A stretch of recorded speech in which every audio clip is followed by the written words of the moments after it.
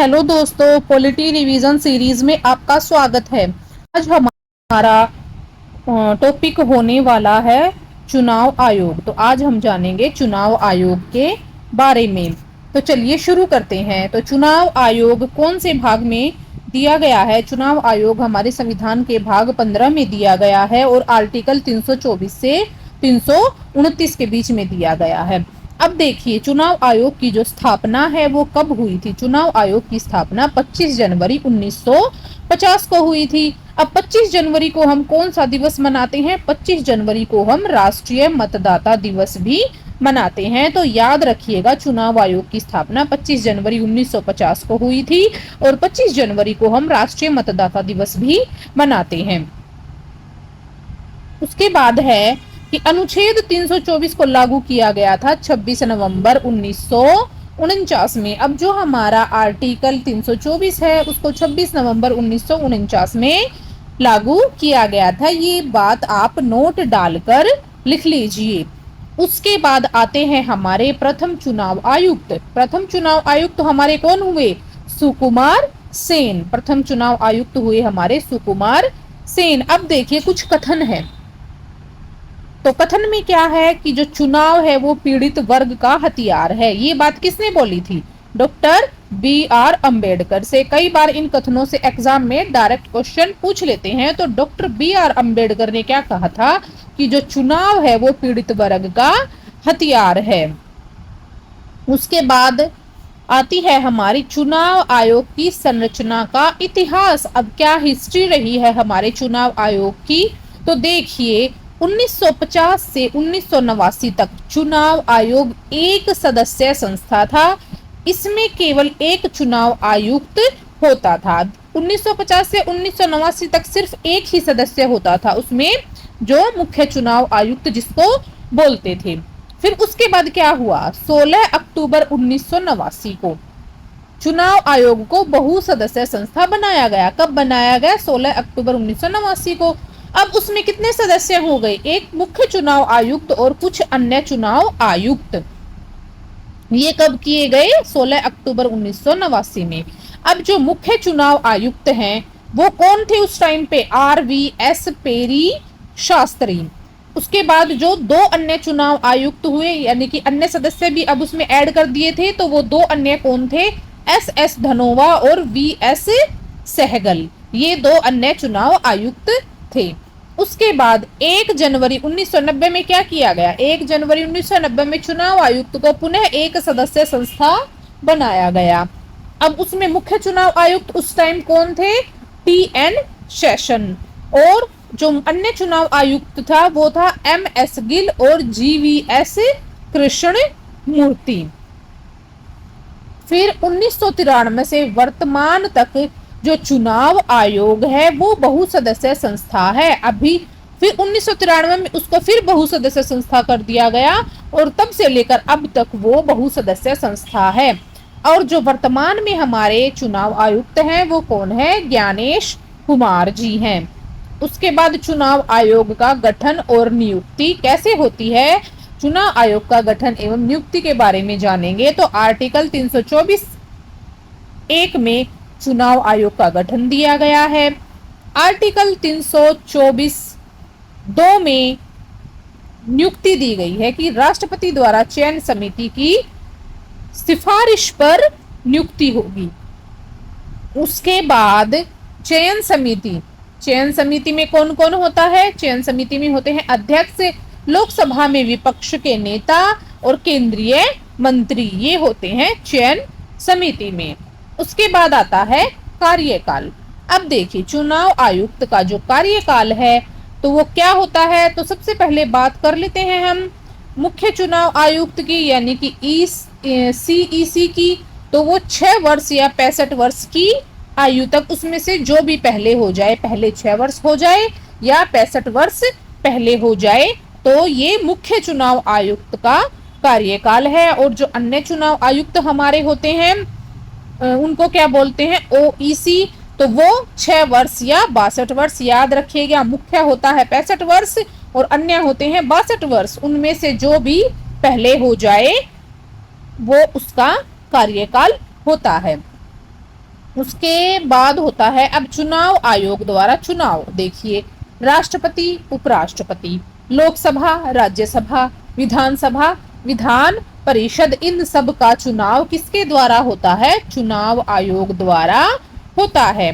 अब चुनाव की घोषणा कौन करते हैं? राष्ट्रपति करते हैं। विधानमंडल के चुनाव की घोषणा कौन करेंगे? अब जो विधानमंडल में जो चुनाव होता है उसकी घोषणा कौन करेंगे? राज्यपाल करेंगे। अब चुनाव आयोग से रिलेटेड जो हमारे महत्वपूर्ण अनुच्छेद हैं उनको देख लेते हैं। तो देखिए, अनुच्छेद 324 में क्या कहा गया है? अनुच्छेद 324 में कहा गया है, निर्वाचन आयोग में चुनाव के संदर्भ में निहित दायित्व हैं अधीक्षण, निर्देशन और निदर्शन। ये इन दायित्वों को बताया गया है, अधीक्षण, निर्देशन और निदर्शन। अब अनुच्छेद 325 में क्या दिया गया है कि धर्म, जाति या लिंग के आधार पर किसी भी व्यक्ति विशेष को मतदाता सूची में शामिल न करने और इनके आधार पर मतदान के लिए अयोग्य नहीं ठहराने का प्रावधान है। कहने का मतलब है कि धर्म, जाति और लिंग के आधार पर हम किसी भी व्यक्ति को मत डालने के अधिकार से वंचित नहीं कर सकते और उसे अयोग्य नहीं ठहरा सकते। उसके बाद आता है हमारा अनुच्छेद 326। अब अनुच्छेद 326 क्या कहता है? लोकसभा एवं प्रत्येक राज्य की विधानसभा के लिए निर्वाचन वयस्क मताधिकार के आधार पर होगा। अनुच्छेद 326 में लोकसभा व प्रत्येक राज्य की विधानसभा के लिए निर्वाचन है वो वयस्क मताधिकार के आधार पर होगा। उसके बाद अनुच्छेद 327 आता है हमारा, विधायिका द्वारा चुनाव के संबंध में कानून बनाने की शक्ति। अब जो विधायिका द्वारा चुनाव के संबंध में जो कानून बनेंगे उन कानून को बनाने की शक्ति का वर्णन अनुच्छेद 327 में दिया गया है।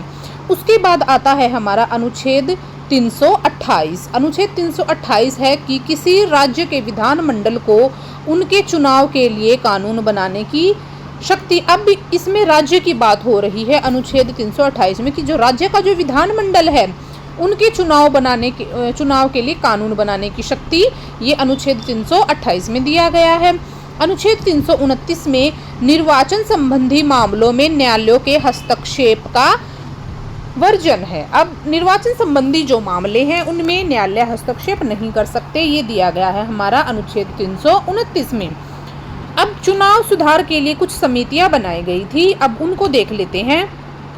तो देखिए, सबसे पहली थी वीएम तारकुंडे समिति, जो कब बनी थी? 1980 में बनी थी। और उस समिति की क्या क्या सिफारिशें थी? उस समिति की सिफारिश थी कि मतदाता आयु 21 वर्ष से घटाकर 18 वर्ष।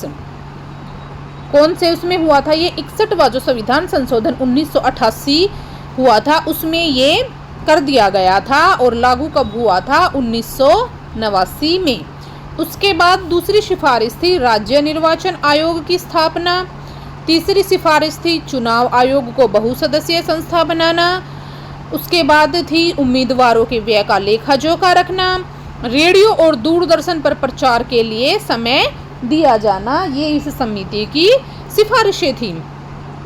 उसके बाद आई हमारी दिनेश गोस्वामी समिति 1990 में। अब इसकी क्या सिफारिश थी कि ईवीएम का प्रयोग किया जाए, ईवीएम का प्रयोग चुनाव में किया जाए, ये इस समिति की सिफारिश थी। उसके बाद आई हमारी के संथानम समिति 1964 में। तो इसमें क्या था? इसमें सिफारिश रखी उन्होंने मतदाताओं को फोटो युक्त परिचय पत्र दिया जाए और रिक्त स्थान जो होते हैं उनको 6 माह में भरा जाए, ये इस समिति की सिफारिशें थी। अब देखिए, अब जो ईवीएम जो यूज होती हैं हमारे चुनाव में उनका इतिहास और तथ्य समझ लेते हैं थोड़ा। तो ईवीएम का जो आविष्कार है वो किसने किया? एमवी हनीफा द्वारा किया गया। पंजीकृत कब हुआ? ये 15 अक्टूबर 1980 को। और इसका प्रदर्शन कब किया गया था? इसका प्रदर्शन किया गया था 1979 ईस्वी में इलेक्ट्रॉनिक कॉरपोरेशन ऑफ इंडिया द्वारा। और सबसे पहले प्रयोग कहाँ किया गया? 1982 में केरल विधानसभा चुनाव में पारूर विधान क्षेत्र के कुछ पोलिंग स्टेशनों पर किया गया था।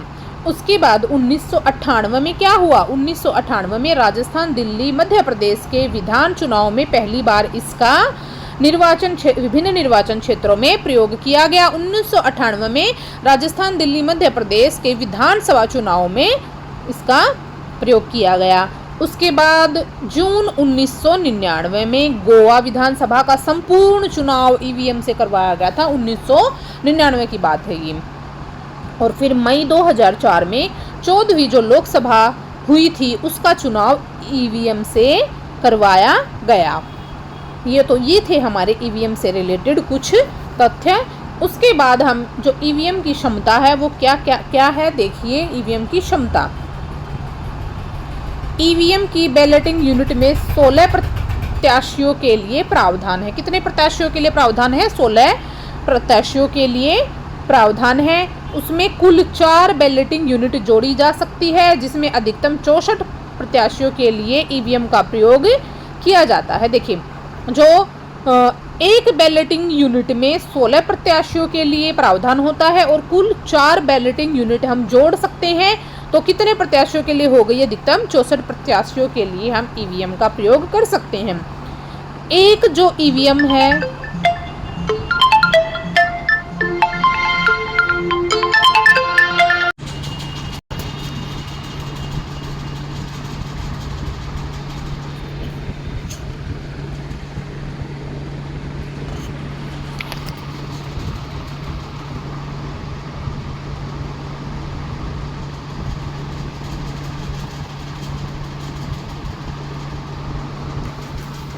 एक ईवीएम में अधिकतम हम 3,840 वोट डाल सकते हैं।